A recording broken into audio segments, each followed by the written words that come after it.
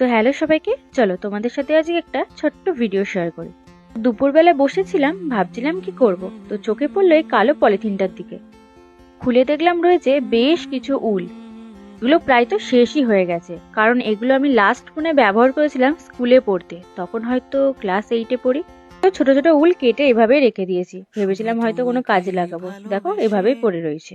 যাই হোক, চলো এটা দিয়ে আজকে কিছু একটা বানানোর চেষ্টা করি। তো আমি এখানে নিয়ে নিয়েছি উল, আর নিয়েছি একটা ক্লাচার ক্লিপ।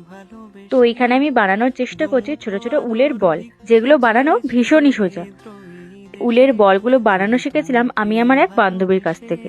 স্কুল টাইমে টিফিন পিরিয়ডে বসে বসে এগুলো বানাতে ভীষণই ভালো লাগতো। আর যখন বানাচ্ছিলাম এগুলো, তখন স্কুল টাইমের কথা খুবই মনে পড়ছিল।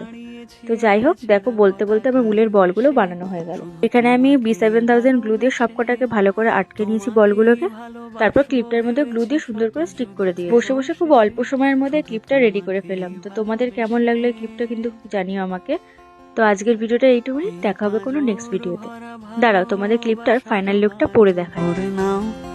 এই আধো আলো আধো ছায়া দু চোখ।